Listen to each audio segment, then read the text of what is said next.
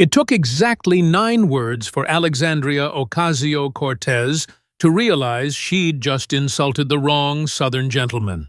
Perhaps the senator should take an economics class. 9 words. That's all it took. 9 words spoken with such casual condescension, such reflexive arrogance, such absolute certainty of intellectual superiority that she never saw the trap she was walking into.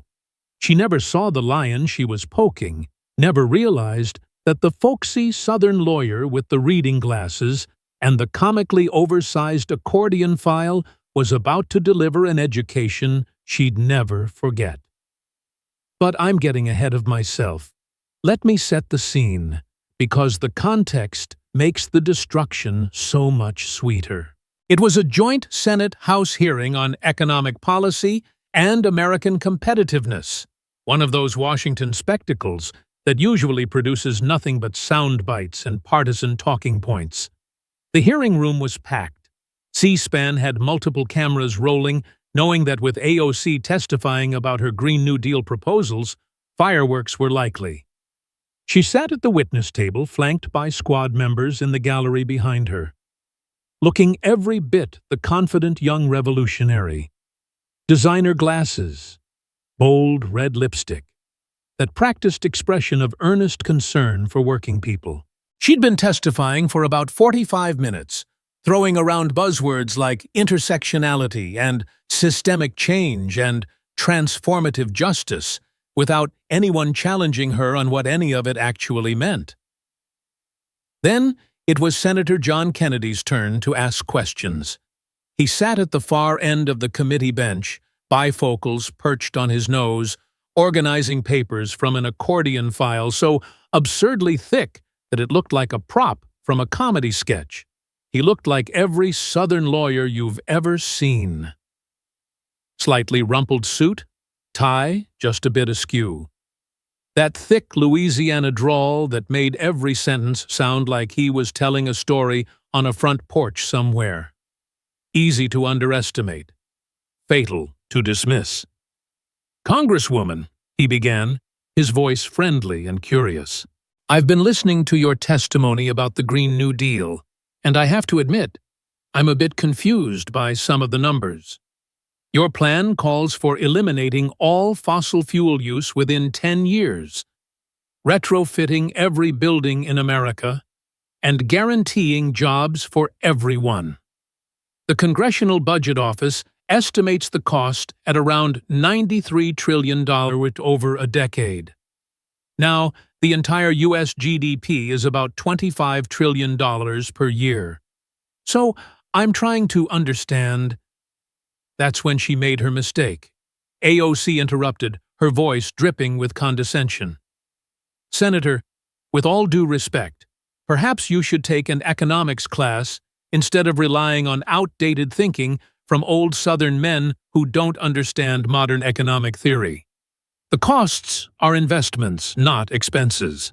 And frankly, this kind of simplistic analysis is exactly why we need new leadership that actually understands the complexities of contemporary economic systems." The room went dead silent. Every reporter's head snapped up from their phones. The cameras zoomed in. Squad members in the gallery actually looked nervous. They knew Kennedy's reputation, even if AOC apparently didn't. Kennedy slowly removed his reading glasses, set them down on the desk in front of him with exaggerated care, and smiled. That smile. Anyone who'd ever seen John Kennedy cross-examine a hostile witness knew that smile. It was the smile of a predator that just realized the prey walked right into the kill zone. He let the silence stretch. 5 seconds. 10. 15. AOC shifted uncomfortably, perhaps beginning to realize she'd miscalculated. The committee chairman looked like he wanted to intervene, but couldn't figure out how. Finally, Kennedy spoke, his voice still honey-sweet. "Well, now, Congresswoman, that's mighty generous of you to offer educational advice. Very kind. I appreciate that." He paused, the smile growing. I did take some economics classes, as it happens, at Vanderbilt University, where I graduated with honors. Then at the University of Virginia School of Law, where I studied constitutional economics and economic policy. And then at Oxford University, where I was a Rhodes Scholar and studied under Professor John Eatwell, among others. Brilliant man. Really knew his economic theory. Another pause. He picked up a document from his stack. You studied economics at Boston University. Is that right? International Relations and Economics, I believe. How'd you do in your econ classes? I'm just curious, since you're offering to educate me. AOC's face was starting to turn red, but Kennedy wasn't done. But you know what? You're absolutely right about one thing. I am an old Southern man, guilty as charged, and I do rely on some old-fashioned thinking. Things like basic arithmetic, supply and demand, the relationship between incentives and outcomes, outdated concepts like that. He opened his accordion file and papers spilled across his desk. Now, since you think I need educating, why don't you educate me? Let's go through your Green New Deal line by line. I've got questions. I've got your own statements, lots of them. And I've got a whole mess of facts here that I reckon might surprise you. Kennedy looked directly into the C-SPAN camera. Folks watching at home, what you're about to witness is what happens when ideology meets arithmetic, when confidence meets competence, when a bartender who took some economics classes at BU tries to lecture a Rhodes Scholar economist. Stay with me. This is going to be educational. He turned back to AOC and his expression changed. The folksy charm was still there, but underneath it was something sharp and dangerous. Let's begin your education, Congresswoman. Kennedy settled back in his chair, the very picture of Southern comfort. But his eyes were sharp as he pulled out the first section of documents. Now, Congresswoman, before we discuss your plan to revolutionize the entire American economy, I'm curious about something. See, you talk a lot about income inequality, about the rich not paying their fair share, about working-class struggles, and I respect that. Those are important issues, but I'm having trouble reconciling your message with your lifestyle. Maybe you can help this old Southern man understand the nuance I'm missing. He pulled out a large photo, had it displayed on the screen behind him. September 13th, 2021, the Met Gala. You attended wearing a custom dress that said, "Tax the Rich," in big red letters across the back. Powerful statement. Very on-brand. The dress was designed by Brother Vellies, a luxury brand. Now, you've said the dress was borrowed and the ticket was gifted, which is mighty convenient. But let's talk about that ticket. Kennedy pulled out a financial document. Tickets to the Met Gala cost $35,000. $35,000, that's more than many Americans make in 8 months of full-time work. And you attended this event, one of the most exclusive, elitist gatherings in the world, surrounded by billionaires and millionaires, celebrities and designer gowns worth hundreds of thousands of dollars, all to make a statement about taxing the rich. He looked up, genuinely puzzled. Now, help me understand the economics of that. You're telling working-class Americans that the rich are the problem, while you're literally partying with them at an event that costs more to attend than a year of community college. Where's the nuance there? AOC tried to respond. It was about making a statement in spaces where... Making a statement, Kennedy interrupted gently. I see. Very important. Now, let's talk about another statement you made with your choice of vehicle. He pulled out DMV records. You drive a Tesla Model 3. Beautiful car. Very environmentally conscious. Costs about $48,000 depending on the options.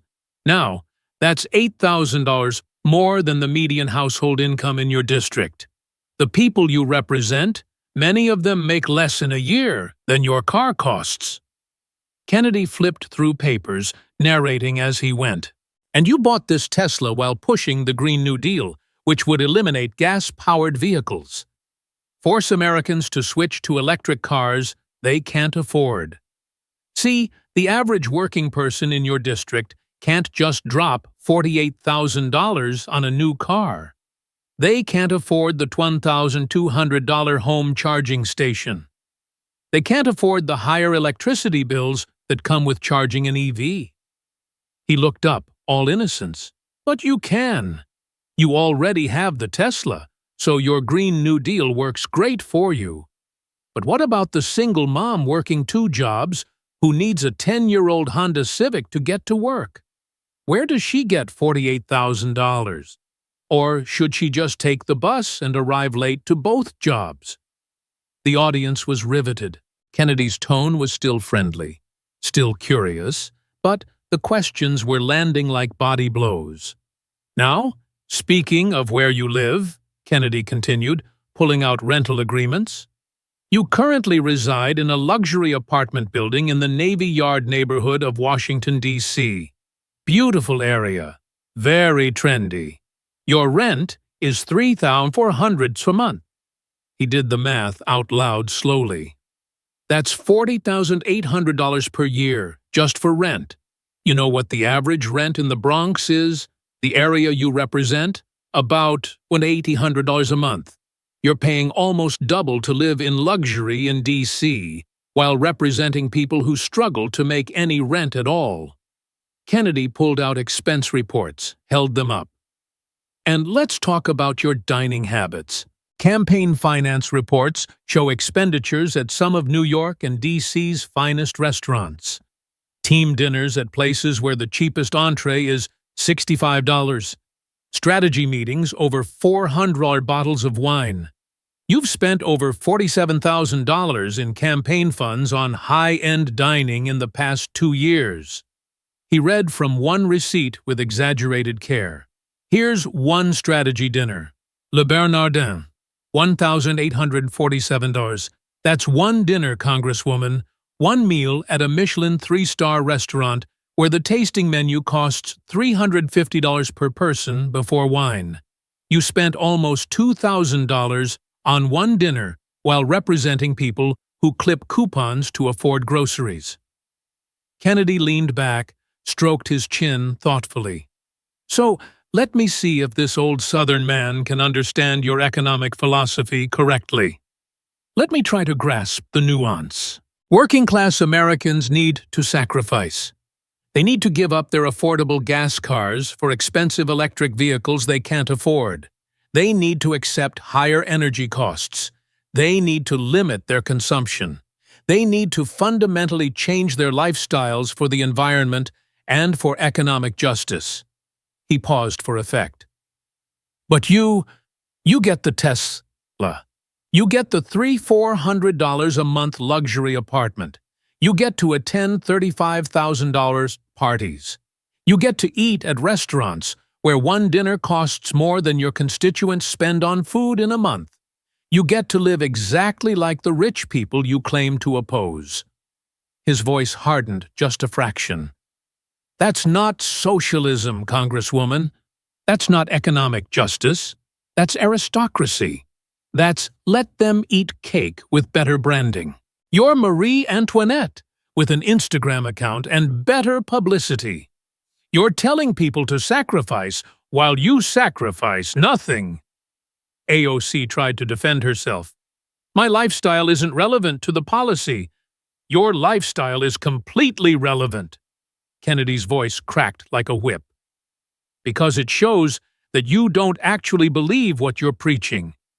If you really thought climate change was an existential crisis, you'd live in a modest apartment and donate the rent difference to environmental causes. If you really believed in economic equality, you'd live at the same level as your constituents. But you don't, because your socialism is for other people, not for you. He pulled out another thick folder. But if you think your lifestyle hypocrisy is bad, wait until we look at how you actually make your money. Because, Congresswoman, that's where your economic genius really shines through. Kennedy looked into the camera. If you're tired of champagne socialists who preach sacrifice while living in luxury, you need to hear what comes next, because her lifestyle is just the appetizer. Kennedy shifted papers around, pulled out a new section marked with bright red tabs. His expression was somewhere between amusement and disgust. Now, Congresswoman, you tried to deflect by saying we should focus on systemic issues rather than individual choices. I love that progressive trick. Avoid personal accountability by making everything systemic. But let's talk about a system. Specifically, let's talk about the system you created to funnel campaign money to your boyfriend. He pulled out Federal Election Commission filings, held them up. Riley Roberts, your boyfriend, now fiancé, if the tabloids are correct. Nice young man, I'm sure. Went to BU with you. And since 2018, his company, the LLC he set up, has received over $120,000 in payments from your campaign for marketing and consulting services. Kennedy put on his reading glasses, studied the documents with exaggerated concentration. Now, I've run campaigns for over 20 years, and $120,000 for marketing is a substantial amount of money. So naturally, I had my staff research what Mr. Roberts actually delivered for that six-figure payment. What did his consulting accomplish? What were the deliverables? He looked up, all innocent curiosity. Turns out nobody knows. No portfolio, no case studies, no documented marketing materials beyond what your regular campaign staff produced. No client testimonials except from your campaign. He got paid $120,000 to do what exactly? Help you pick Instagram filters? Proofread your tweets? Tell you which selfie angle works best? Scattered laughter from the conservative side of the gallery. AOC's face was turning crimson. But Mr. Roberts's consulting fees are just the beginning, Kennedy continued, pulling out merchandise sales reports. Let's talk about your real moneymaker, your campaign store, your merchandise empire. He held up a sweatshirt, price tag still attached. Tax the Rich sweatshirt. Retail price €50. Very popular with college kids who love socialism. You've sold thousands of these. Also available, Green New Deal t-shirts for $30. Abolish ICE hoodies for $65. Various other revolutionary merchandise. Total sales over the past 3 years. $42 million. Kennedy let that number hang in the air.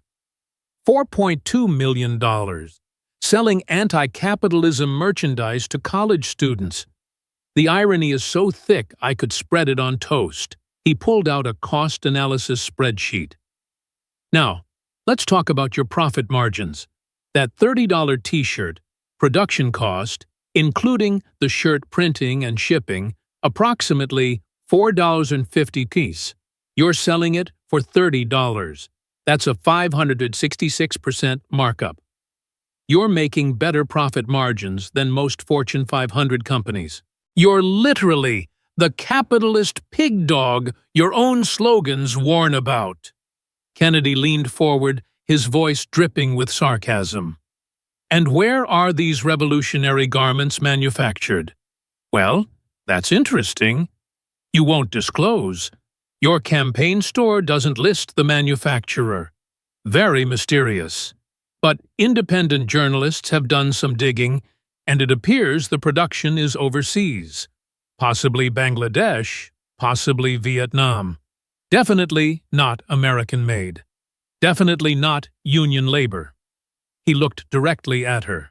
So just to summarize your business model, you're making capitalist-level profit margins selling socialist merchandise that's manufactured by underpaid foreign workers. And you're doing this while attacking American capitalism and preaching about workers' rights. Have I got that right? AOC tried to interrupt, but Kennedy held up a finger. Oh, I'm not done with your financial genius. Let's look at how your campaign spends money. He pulled out detailed expense reports. Your campaign has spent over $310,000 on luxury hotels and high-end restaurants over the past 2 years. Now, I understand campaigns have expenses, but let me read you some specific items because they're educational. Kennedy pulled out his reading glasses again, read slowly and deliberately. Team dinner, per se, $1,900. That's one of the most expensive restaurants in New York. The tasting menu costs $350 per person. Strategy meeting, Blue Hill, $1,240, another Manhattan fine dining establishment. Campaign retreat, luxury resort, $47,000 for a weekend for your staff. Travel, first-class airfare, $89,000 over 1 year, when Coach would have worked fine. Accommodations, 5-star hotels, $124,000, when Holiday Inns exist. He set the papers down, looked up at her. You spent more on one dinner at Per Se than many of your constituents spend on groceries in 2 months. You spent more on one weekend campaign retreat than the average American family makes in a year. And you did all of this while preaching about economic justice and attacking the wealthy for their excess. Kennedy pulled out his calculator, did some math. Here's what really gets me. If you'd stayed in mid-range hotels instead of luxury ones, if you'd flown Coach instead of first class, if you'd had your strategy meetings at Applebee's instead of Michelin-starred restaurants, your campaign would have saved approximately $287,000 over 2 years. You know what you could do with $287,000 in a district with widespread poverty? You could fund scholarships, job training programs, small business grants, actually help people. His voice hardened. But you didn't. You chose luxury. You chose excess. You chose to live exactly like the wealthy elites you constantly attack. Because your socialism is a brand, not a belief system. Kennedy shifted gears, pulled out a new document. But let's get back to your economics education, since that's what you offered me. You said I don't understand modern economic theory. So let's do some basic math. And I mean basic, the kind they teach in high school. He displayed a chart on the screen. Your Green New Deal proposes spending $93 trillion over 10 years. That's not my number. That's the CBO estimate. $93 trillion. Let's put that in perspective. The entire U.S. GDP, everything America produces in a year, is about $25 trillion. So your plan would cost roughly 37% of total U.S. economic output for a decade. Kennedy did the math on a whiteboard, speaking as he wrote. Now you say, we'll pay for it by taxing the rich. Okay, let's examine that. Total wealth of all U.S. billionaires combined, approximately $5 trillion. If we confiscated, not taxed, confiscated, every single penny from every billionaire in America, liquidated all their assets, took everything, we'd have $5 trillion. He circled the numbers. Your plan costs $93 trillion. Confiscating all billionaire wealth gives us $5 trillion. You're $88 trillion short. That's not a rounding error, Congresswoman. That's a mathematical impossibility. Kennedy turned to face her directly. So, please educate me. Use your modern economic theory. Explain how you pay for a $93 trillion plan when confiscating all billionaire wealth only gets you $5 trillion. Show me the nuance I'm missing. Walk me through the complexity. Silence. AOC opened her mouth, closed it, shuffled papers. Can't explain it? Kennedy asked gently. That's okay. Let me offer an explanation. You can't pay for it. It's mathematically impossible. You pulled a number out of thin air that sounds revolutionary and exciting to people who don't understand basic arithmetic. But anyone who can do fourth-grade math can see it doesn't work. He gathered his papers. See, Congresswoman, this is what happens when someone who barely passed undergraduate economics classes tries to lecture someone who studied under Nobel Prize-winning economists. You don't understand basic concepts like scarcity, trade-offs, or the relationship between taxation and revenue. You understand merchandising. You understand branding. You understand how to pay your boyfriend from campaign funds. You understand capitalism just fine when you're the one profiting from it. Kennedy's voice took on a sharp edge. You told me I need an economics class. Congresswoman, you need a class in basic arithmetic and honesty and recognizing hypocrisy when you're living it every single day. He pulled out another massive folder. But if you think your economic illiteracy is bad, wait until we examine the real-world consequences of your policies. Let's talk about what happened when people actually listened to you. Let's talk about Amazon. He looked at the camera. If you think politicians should understand basic math before proposing multi-trillion-dollar plans, you need to hear what comes next. Because we're about to examine what AOC's economic genius looks like when it meets reality. Kennedy's expression shifted from mockery to something more serious. Genuine anger mixed with disappointment. He pulled out a thick folder marked Amazon HQ Economic Impact Analysis. Congresswoman, you tried to pivot to your accomplishments, and you've mentioned several times your proudest moment. Killing the Amazon HQ2 deal in Queens. You celebrated it. You called it a victory against corporate greed. You said you were protecting your community from gentrification and exploitation. He opened the folder, and his voice took on a harder edge. So let's examine your great victory. Let's look at what you actually accomplished. Because I think the people of Queens deserve to know what their representative cost them. Kennedy displayed an economic impact study on the screen. November 2018, Amazon announced they would build their second headquarters in Long Island City, Queens. The deal would bring 25,000 jobs over 10 to 15 years. The average salary on $50,000. Total economic impact over 10 years, $27 billion. The city and state offered $3 billion in tax incentives, which sounds like a lot, until you realize the net tax revenue would still be $18 billion.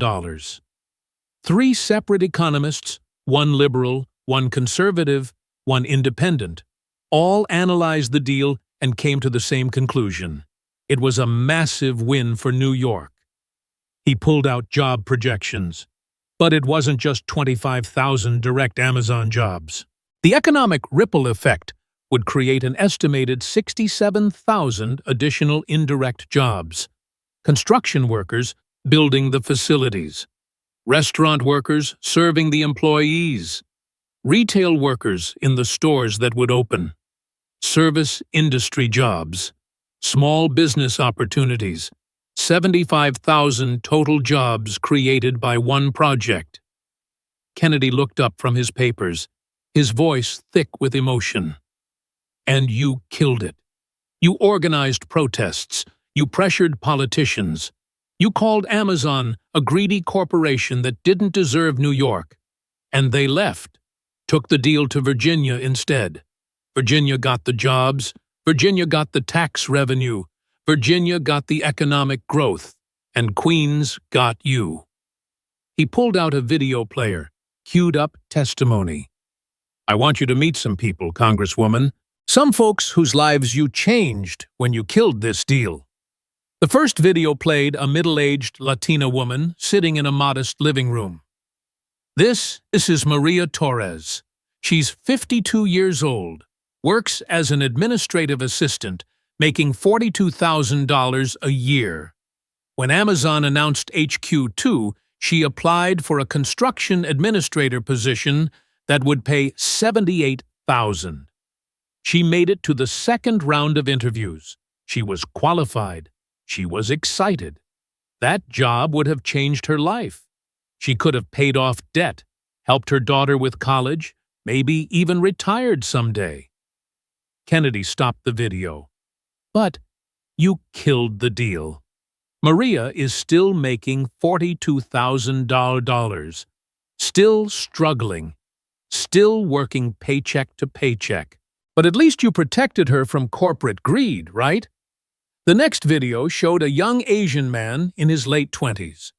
This is James Park, computer science degree from CUNY, grew up in Flushing, loves his neighborhood, loves his community. Amazon offered him a software engineering position starting at $120,000. When you killed the deal, James had a choice: stay in Queens without that job or move. He moved to Seattle to take the same job at Amazon there. Kennedy's voice rose. James is not in Queens anymore.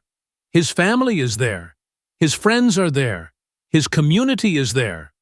But he's not, because you decided that corporate greed was worse than keeping talented young people in their own communities. Virginia and Washington got James. Queens lost him. Great victory, Congresswoman. A third video, an older man, clearly upset, sitting in what looked like a closed restaurant. This is Robert Santos. He owned a restaurant near the proposed Amazon site for 32 years. When Amazon announced the project, Robert saw opportunity. He took out loans to expand, hired more staff, upgraded his kitchen. He was preparing for the boom. Kennedy paused the video, his voice heavy. When you killed the deal, Robert was left with debt he couldn't pay and expenses he couldn't cover. He held on for 18 months, but finally closed in 2020. 32 years in business, a family legacy, gone. Because you didn't understand that sometimes business growth helps working people. He pulled out a comprehensive report. Robert's not alone. 47 small businesses in the Long Island City area closed between 2019 and 2021. They had expanded in anticipation of Amazon. They had hired staff. They had invested money. And when you pulled the rug out, they collapsed. Kennedy's voice was rising now, genuine anger coming through. But let's talk about the bigger picture. Those 67,000 jobs that would have been created. Let's put that in human terms. That's 67,000 families with better incomes. That's kids who could go to college. That's parents who could retire with dignity. That's people who could afford health care, buy homes, build wealth. All gone because of your economic illiteracy.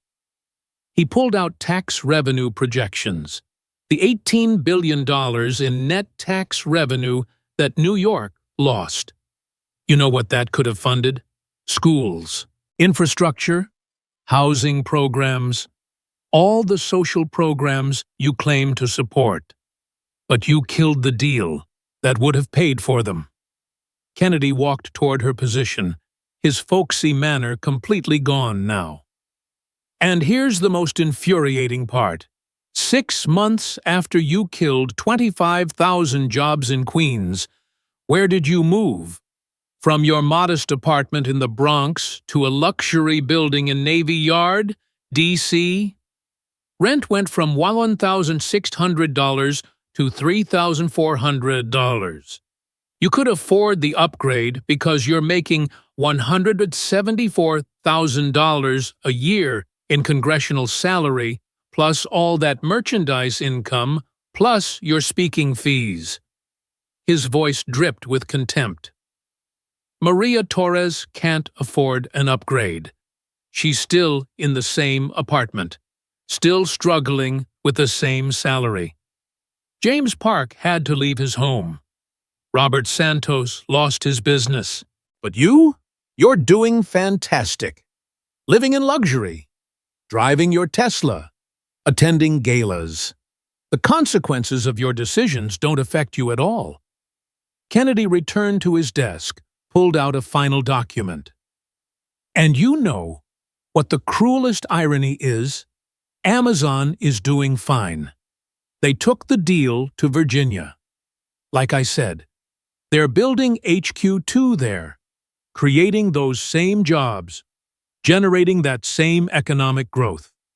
Everything you said would happen in Queens is happening, just in Virginia instead. You didn't stop Amazon. You didn't strike a blow against corporate greed. You just deprived your own constituents of opportunity.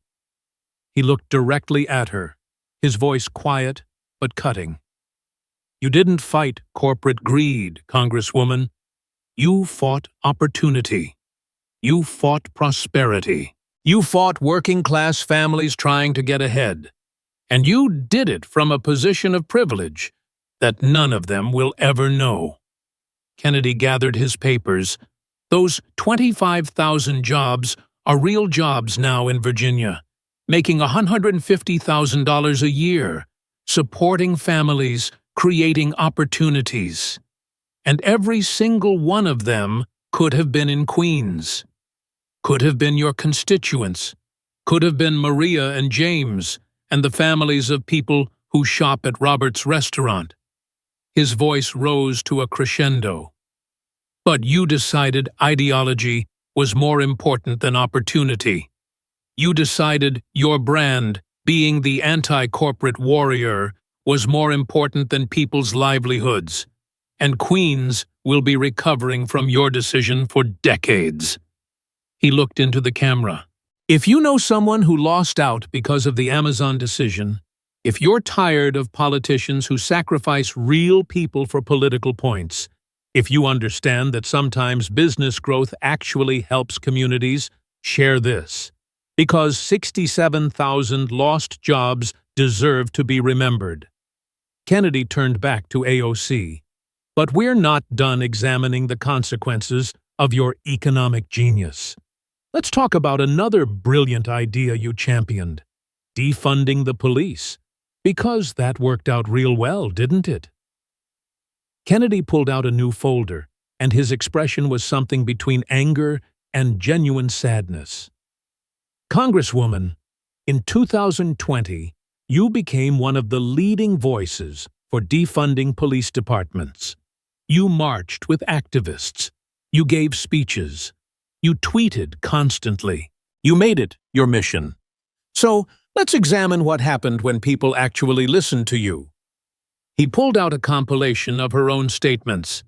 Let me read some of your quotes. June 2020. Defunding police means defunding police. July 2020. We need to completely reimagine public safety. August 2020. Police departments are inherently violent institutions. These aren't out of context.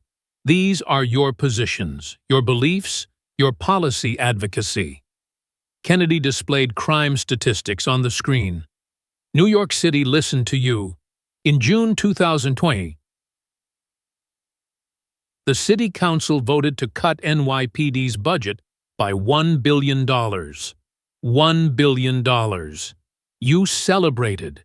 You called it a victory for justice. So, let's look at what that victory cost. He read from NYPD crime statistics, but narrated them as stories. In 2019, before the cuts, New York had 319 murders. In 2020, after you defunded police, that number jumped to 468. That's 149 additional murders. That's not a statistic, Congresswoman. That's 149 families who lost someone. 149 funerals. 149 lives ended because the police department you gutted couldn't protect them. Kennedy's voice grew heavier. Shootings doubled from 777 to 1,531. Grand larceny, that's serious theft, increased 66%. Burglaries up 42%. Felony assaults up 17%. Every major crime category increased. The city became measurably, significantly less safe because of the policies you championed. He pulled out letters, held them up. I've got testimony from people affected by this. Let me read you one. Kennedy's voice was thick with emotion as he read. Dear Senator Kennedy, my name is Carmen Ramirez. I live in the South Bronx, in Congresswoman Ocasio-Cortez's district. On March 15, 2021, my 19-year-old son, Marcus, was walking home from his job at a grocery store. Two men tried to rob him. He had $47 in his pocket, his night's tips. They shot him for $47. I called 911 at 10:47 p.m. The police arrived at 11:10 p.m., 23 minutes. Before the budget cuts, average response time in my neighborhood was 8 minutes. 8 minutes. If they'd arrived in 8 minutes, maybe Marcus would still be alive. Maybe I'd still have my son. Maybe I'd still have grandchildren someday. But Congresswoman Ocasio-Cortez said we needed to defund police. She said we'd be safer. She was wrong.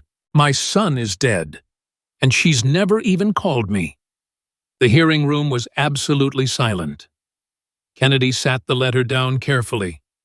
Carmen wrote that letter 6 months ago. You still haven't called her. You still haven't acknowledged Marcus. But you've done dozens of Instagram videos about police violence. Funny how that works. He pulled out another letter. This is from David Chen. He owned a grocery store in Flushing for 40 years. After the budget cuts and officer shortages, his store was robbed 3 times in 2021. Each time, police took over an hour to respond. Each time, he asked for increased patrols. Each time, he was told there weren't enough officers. In December 2021, he closed his store. Too dangerous, too expensive to maintain security without police support. 40 years of serving his community. Gone. Kennedy looked up, his voice hard. But here's where your hypocrisy reaches truly obscene levels. He pulled out security expenditure reports. While you were defunding police for regular New Yorkers, how much did taxpayers spend protecting you? Let me tell you, Capitol Police protection when you're in D.C., $387,000 in 2021 alone.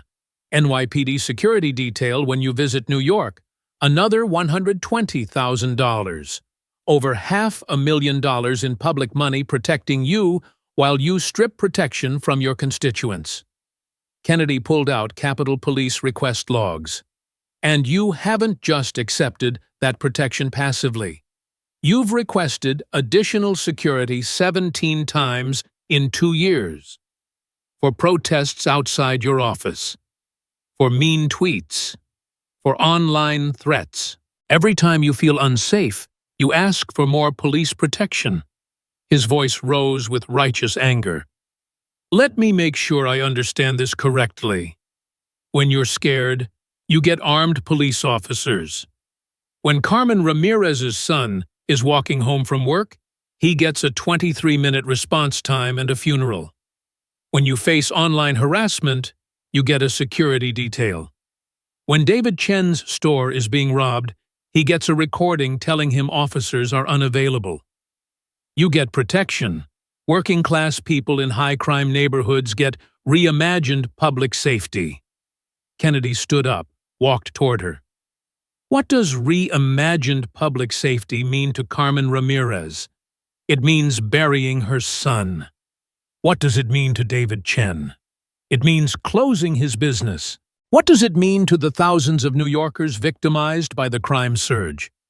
It means longer response times, fewer officers, and the knowledge that their elected representative cares more about political statements than their safety. He pulled out comparative data.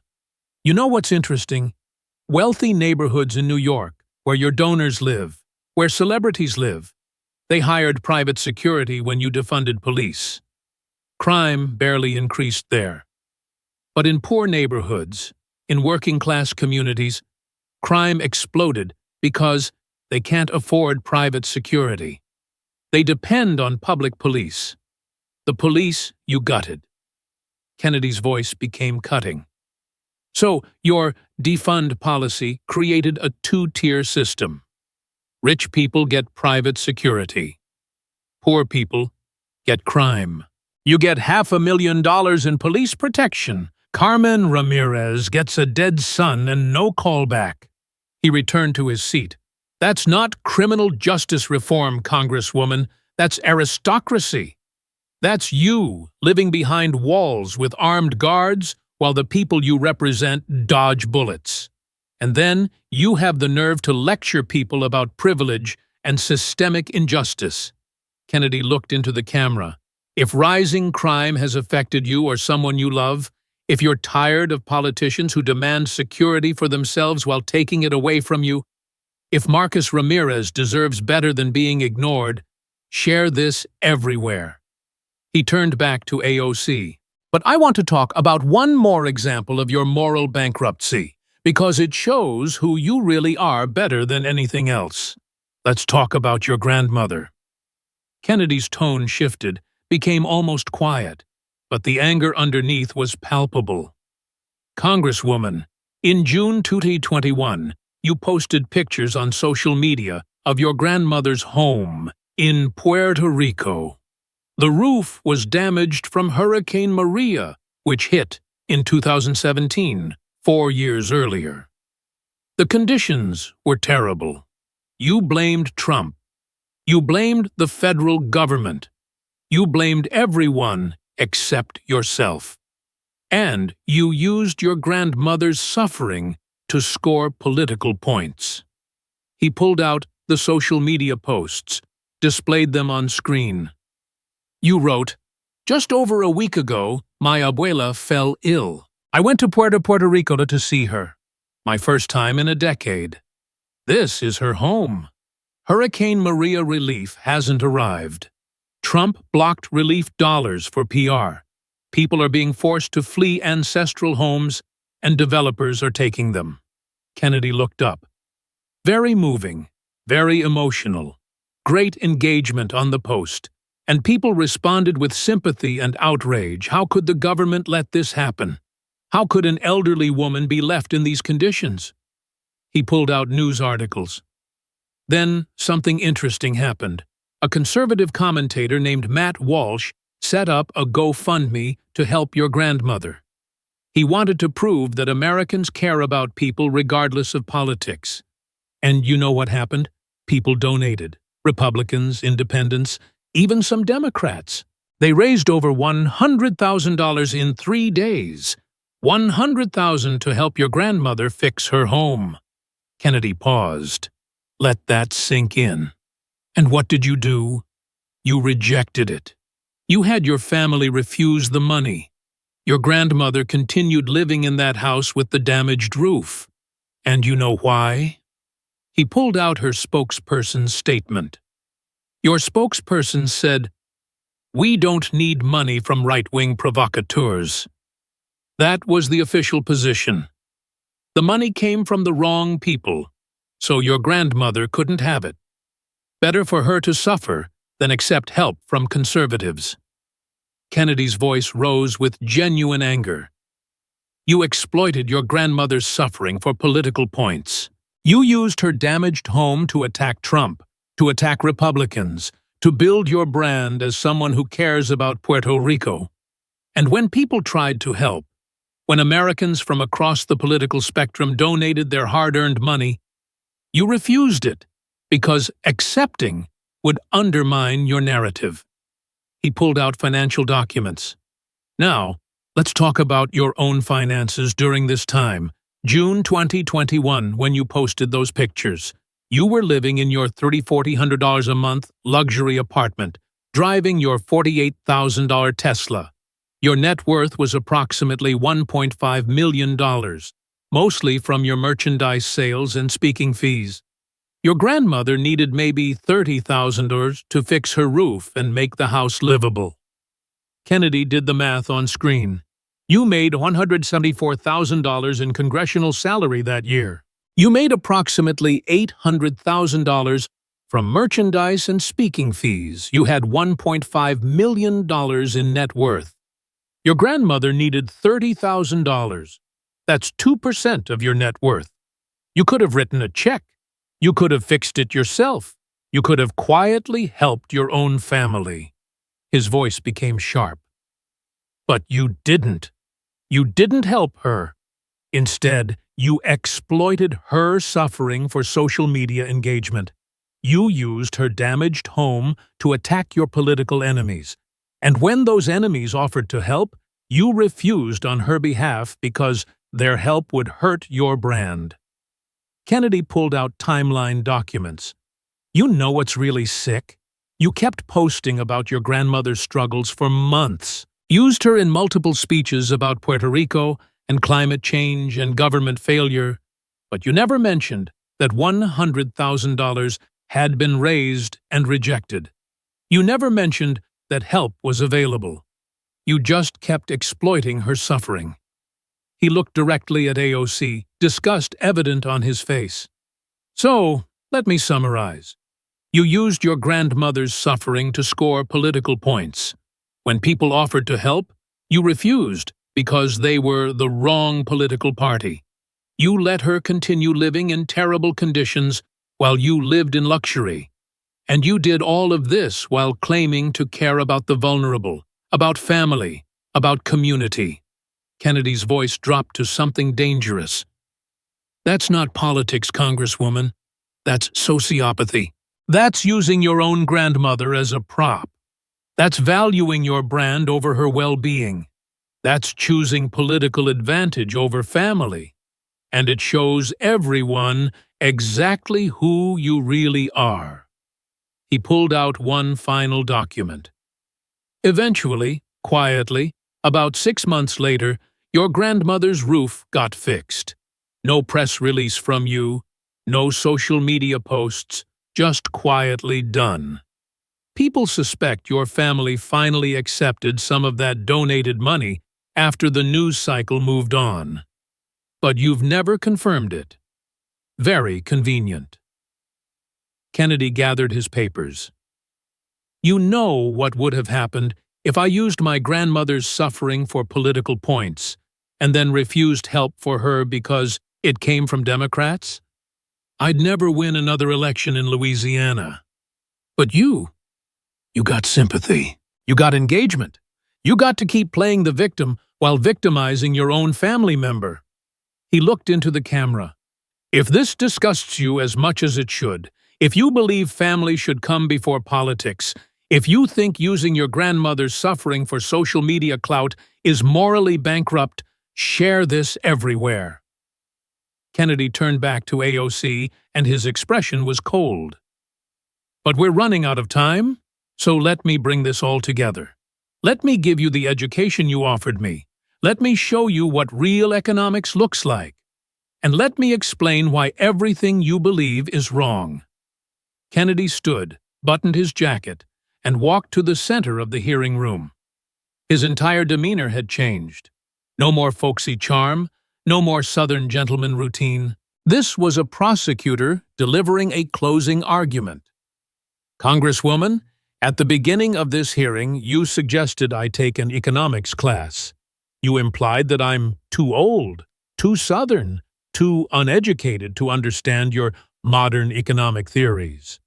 You said I rely on outdated thinking and don't grasp contemporary economic systems. He paused, looked directly at her. So, let me return the favor. Let me educate you, not with buzzwords and slogans, but with actual economic principles, with logic, with arithmetic, with reality. Kennedy pulled out his comprehensive notes. Economics isn't complicated at its core. It's about trade-offs. Resources are scarce. Time is limited. Every choice has an opportunity cost. When you choose to spend money on one thing, you can't spend it on another. When you implement one policy, you accept the consequences. These aren't abstract theories. These are fundamental realities of how the world works. He displayed a simple chart. You want to spend $93 trillion on the Green New Deal. Okay, let's accept that number for the sake of argument. Where does that money come from? You say tax the rich. We already established that's mathematically impossible. Confiscating all billionaire wealth gives you $5 trillion, not $93 trillion. So let's look at what would actually happen. Kennedy walked to a whiteboard, started writing. To raise $93 trillion over 10 years, you'd need to increase federal revenue by $9.3 trillion per year. Current federal revenue is about $4.5 trillion, so you'd need to more than triple tax revenue. That means tax rates would have to increase across all income levels, not just the rich. Everyone. Middle-class families would see their taxes double or triple. He turned to face her. Now, what happens when you triple taxes? Basic economics, the kind they teach at universities like Vanderbilt and Oxford, tells us that high tax rates reduce economic activity. People work less when they keep less of their income. Businesses invest less when profits are taxed more heavily. Economic growth slows or stops entirely. Kennedy wrote more numbers. When economic growth slows, tax revenue actually decreases, not increases. It's called the Laffer curve. High tax rates eventually generate less revenue than moderate rates because they kill the economy. So, your plan to raise $93 trillion by taxing the rich would actually shrink the economy and reduce total revenue. You'd end up with less money, not more. He set down the marker, walked toward her. But let's say we ignore all that. Let's say magic happens and you get your $93 trillion. What do you actually accomplish? You want to eliminate fossil fuels within 10 years? That's 10 million direct and indirect jobs in oil, gas, coal, and related industries. What happens to those people? Kennedy's voice intensified. You say job retraining. Great, wonderful. Let me tell you about Joe Thompson. Fictional name, but based on dozens of real people I've met. Joe is 52 years old. He's worked in coal mines in West Virginia for 30 years. He makes $67,000 a year. Hard work, dangerous work, but honest work that feeds his family. Under your plan, Joe loses his job. You offer him job retraining to become a solar panel installer. That pays $32,000 a year, less than half his current salary. Joe has a mortgage payment of $1,400 a month. His daughter is in college, $15,000 a year. His wife has medical bills. How does Joe survive on $32,000 when his expenses require $67,000? Kennedy's voice rose. He doesn't. He loses his house. His daughter drops out of college. His family falls apart. But you don't care about Joe because Joe doesn't live in Brooklyn or Queens. Joe lives in West Virginia, in a place you've never been and will never visit. Joe is just collateral damage in your revolution. He pulled out more data, and Joe is one of 10 million people whose jobs you'd eliminate, 10 million families you'd destroy, all for a plan that wouldn't even accomplish its goals because China and India and developing nations would continue using fossil fuels, making American sacrifice pointless. Kennedy walked to another section of the board. But let's talk about your other brilliant policy, defunding police. You saw what happened in New York. Crime soared. Response times increased. People died. Basic economics explains why. When you reduce the supply of something, in this case, police protection, and demand stays the same, you get shortages, longer response times, less coverage, more crime. He turned to face her. The people who suffer most from reduced police protection are poor people in high-crime neighborhoods. Rich people hire private security. They're fine. But working-class families who depend on public police? They suffer. That's basic economics.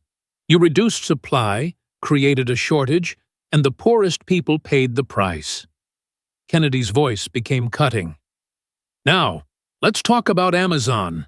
You killed a deal that would have created 67,000 jobs and generated $27 billion in economic growth. You said it was corporate greed, that the tax incentives were corporate welfare. Let me explain why you're wrong. He wrote on the board again.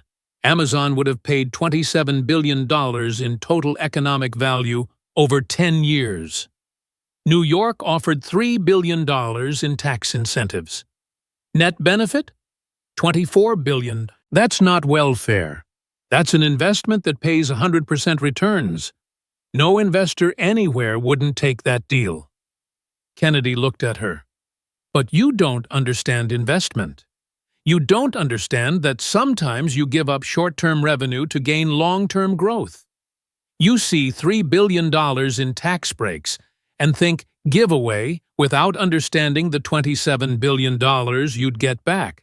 That's not economics. That's economic illiteracy. He returned to his seat, pulled out his comprehensive notes. Let me tell you about my economics education, since you suggested I need one. Kennedy's voice became formal, professional. I studied economics at Vanderbilt University, where I learned about supply and demand, market equilibrium, the role of price signals in allocating resources. I graduated with honors. Then I went to the University of Virginia School of Law, where I studied constitutional economics, how economic principles interact with legal and political systems. Then I went to Oxford University on a Rhodes Scholarship. He paused for effect. At Oxford, I studied under Professor John Eatwell, among others.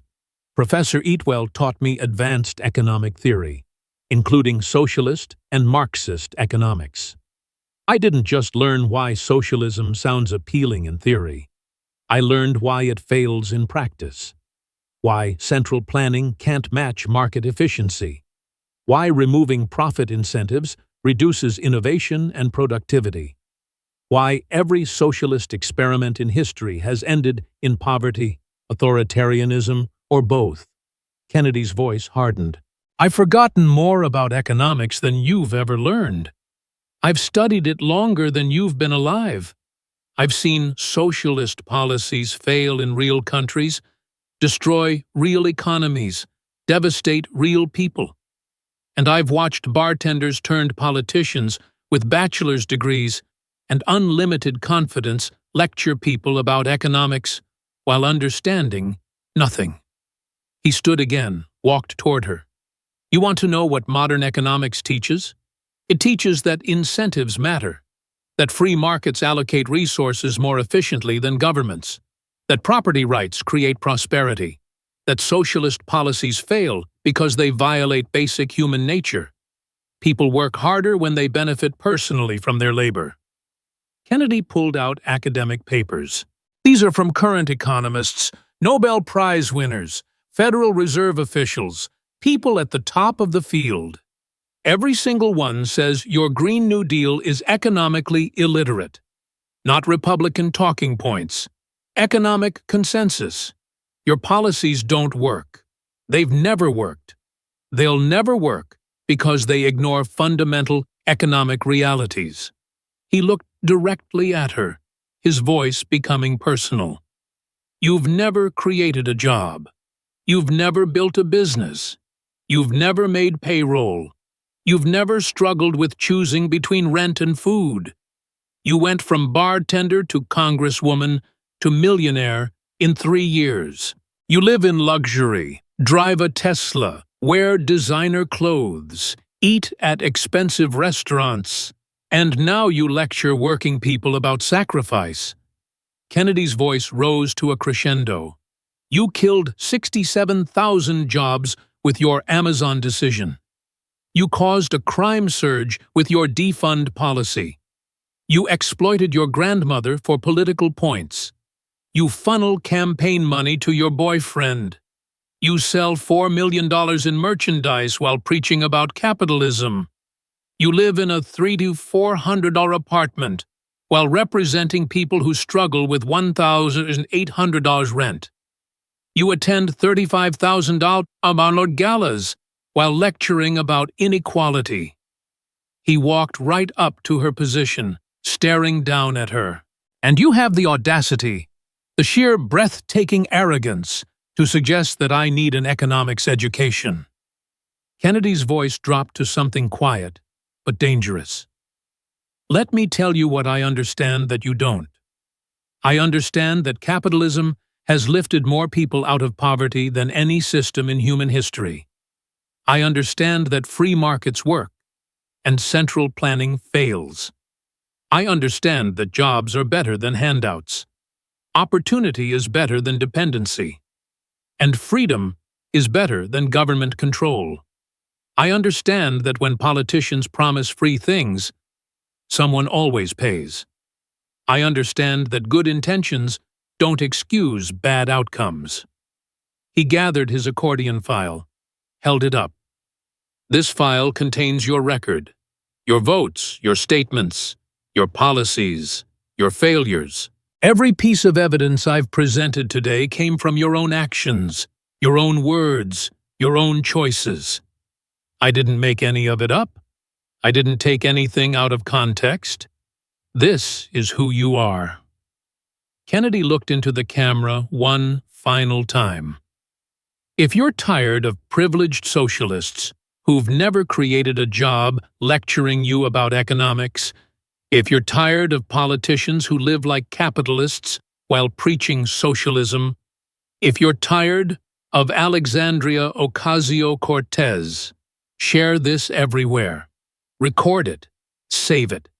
Show it to everyone who thinks she's the future of anything. Because Americans deserve better than a congresswoman who doesn't understand economics, doesn't understand math, and doesn't understand the difference between a slogan and a solution. He turned back to AOC, his expression cold. Class dismissed, Congresswoman. I hope you learned something. Though based on your entire record, I seriously doubt it. Kennedy sat down, closed his accordion file with a definitive snap, and folded his hands. The hearing room was absolutely silent. You could hear people breathing, camera shutters clicking, someone coughing nervously, but no one spoke. AOC sat frozen. Her face was a mix of rage and humiliation. She'd walked into the hearing confident, surrounded by squad supporters, ready to promote her Green New Deal. She'd insulted Kennedy, thinking he was an easy target, an old Southern senator she could embarrass with her superior modern understanding. Instead, she'd been systematically destroyed, every policy examined and found wanting, every claim debunked with evidence, every defense demolished with facts, her lifestyle hypocrisy exposed, her economic illiteracy revealed, her moral bankruptcy documented. The committee chairman cleared his throat. Congresswoman Ocasio-Cortez, would you like to respond to Senator Kennedy's questions? She opened her mouth, closed it, tried again. Nothing coherent came out. She shuffled papers frantically, looking for talking points. But what could she say? Everything Kennedy presented was documented. Her own words, her own votes, her own financial records, public information. This is clearly a partisan attack, she finally managed, her voice shaking. Based on sexism and ageism and— Ma'am, Kennedy interrupted gently, his Southern courtesy returning. I cited your own campaign finance filings, your own public statements, your own voting record, and basic arithmetic. If facts are sexist, then reality has a bias problem. AOC tried again. The senator is taking things out of context, and I read your full speeches. I provided complete quotes. I gave context. The context makes it worse, not better. One more attempt. This hearing is a distraction from real issues. Kennedy smiled that dangerous smile. The real issues are economic literacy, honest government, and understanding that policies have consequences. We just spent 2 hours on real issues. Very real. Painfully real for the 67,000 people who didn't get Amazon jobs and Carmen Ramirez, who lost her son. AOC stood abruptly, gathered her papers with shaking hands, and walked out. Didn't wait to be dismissed. Didn't make a closing statement. Just left, her squad supporters scrambling after her, the cameras capturing every moment of her retreat. The hearing room erupted. Reporters sprinted for the exits, already typing on their phones. Conservative gallery members applauded, not mockingly, but in genuine appreciation for accountability. Even some Democrats looked thoughtful, troubled by what they'd witnessed. Kennedy just sat quietly organizing his papers back into that massive accordion file, looking like he'd just finished a routine day at the office. Because, for him, it was routine. 40 years as a lawyer. Prepare thoroughly. Present evidence clearly. Let facts speak. And when someone insults you, prove them wrong so completely they can't recover. Within 12 minutes, #Louisiana Lesson was trending #1 on Twitter globally. Within an hour, the video clips had 15 million views. By the end of the day, 89 million people had watched some portion of Kennedy's systematic dismantling of AOC's record. Every major news outlet had to cover it. CNN tried to defend her but couldn't get around the documented evidence. MSNBC called it troubling, but had to acknowledge the facts. Fox News played it on loop. Conservative outlets called it the greatest political takedown in modern history. But the impact went deeper than cable news chatter. The next morning, a moderate Democrat named Jennifer Williams announced a primary challenge to AOC. Williams was a former prosecutor, daughter of Puerto Rican immigrants, grew up in the Bronx. Her announcement speech was simple. I love our community. I understand economics, and I won't use my grandmother's suffering for Instagram likes. Within the first week, Williams raised $3.2 million, more than AOC raised in her entire first campaign. Donations poured in from across the country, from conservatives who'd never vote for a Democrat, but wanted AOC gone. From moderate Democrats embarrassed by her extremism, from people who'd lost Amazon jobs, from crime victims, from families struggling with energy costs. The polling was devastating. AOC's approval rating in her district dropped 34 points in 2 weeks. The negatives were brutal. 67% said, she doesn't understand economics. 71% said, she cares more about fame than constituents. 58% said she should resign. Even worse for her, the squad started distancing themselves. Rashida Tlaib made vague statements about focusing on Detroit. Ayanna Pressley suddenly had scheduling conflicts when asked to campaign with AOC. Even Ilhan Omar, not exactly known for political wisdom herself, quietly stopped mentioning her. National Democratic leadership saw the writing on the wall. They privately asked AOC to step back from high-profile positions. When she refused, they stripped her from committee assignments, citing the need for members who understand policy details. Her media appearances dried up. Cable news stopped booking her. The Kennedy hearing had exposed her too thoroughly, made her too much of a liability. Political shows didn't want guests who could be destroyed with basic fact-checking. Even friendly outlets became cautious. The merchandise empire collapsed. Turns out, people don't want to buy tax-the-rich sweatshirts from someone exposed as a champagne socialist. Sales dropped 87% within a month. Her campaign had to lay off staff, couldn't afford the fancy offices, had to scale back operations dramatically. Speaking fees plummeted from $40,000 per appearance to $5,000. And even those dried up as organizations realized she was more liability than draw. The luxury apartment became unaffordable. She quietly moved to a modest one-bedroom in a less trendy neighborhood. But the most significant impact was on progressive politics more broadly. The Kennedy hearing became a case study in what happens when progressive policies meet scrutiny, when slogans face facts, when confident ignorance meets documented knowledge. Other progressive politicians started moderating their positions. References to the Green New Deal became less specific, more vague. Defund police morphed into reform police. The socialist revolution talk quieted down considerably. 18 months after the Louisiana lesson, Alexandria Ocasio-Cortez lost her primary to Jennifer Williams by 23 points. It wasn't even close. Her district had seen enough. They wanted someone who understood economics, who showed up for constituents, who put Queens before Instagram. AOC is no longer in Congress. She works as a political commentator for fringe progressive outlets, doing podcasts and YouTube videos for audiences that shrink monthly. She still tweets, but the engagement is a fraction of what it was. The blue check mark remains, but the influence is gone.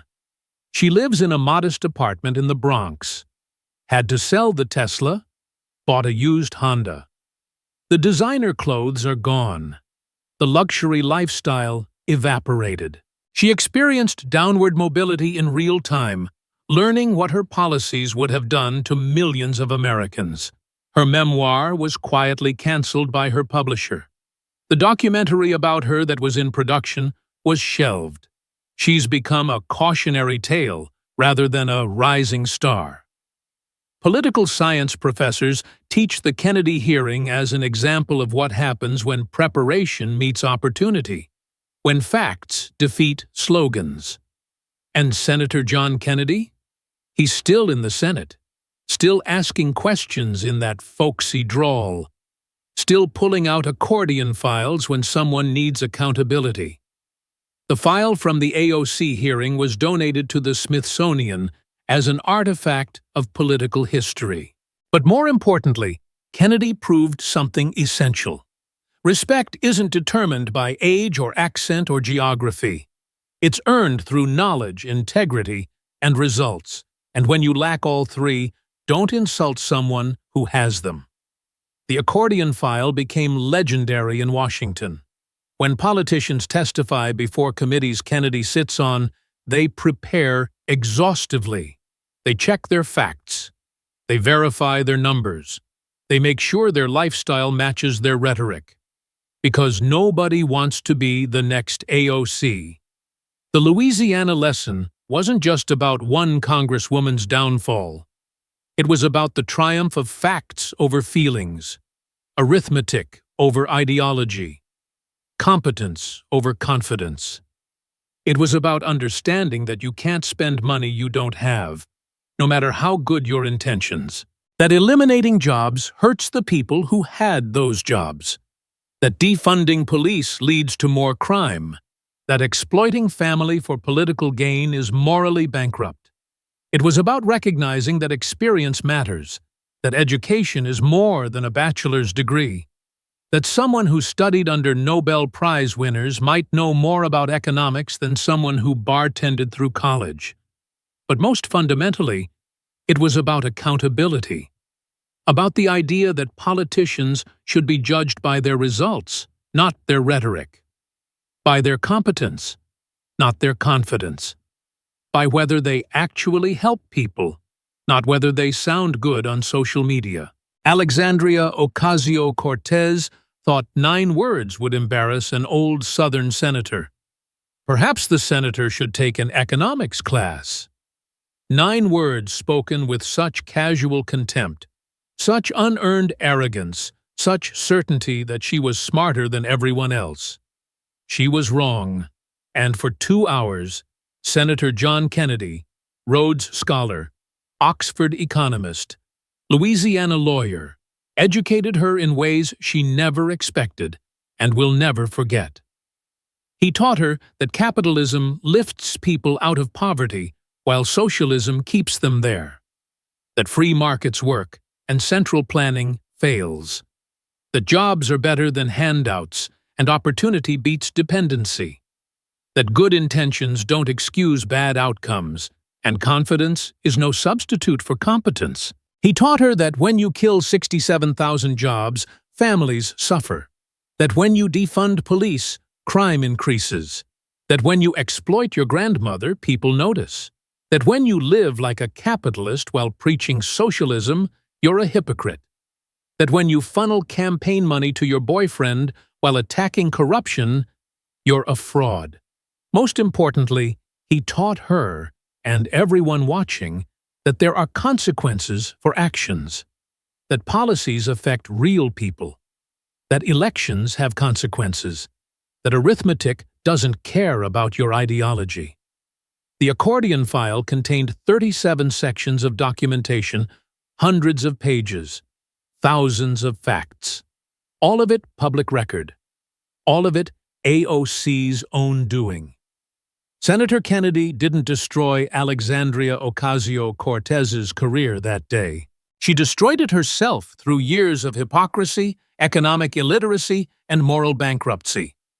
Kennedy just documented it, organized it, and presented it clearly enough that everyone could see it. That's not a partisan attack. That's accountability. And it's beautiful.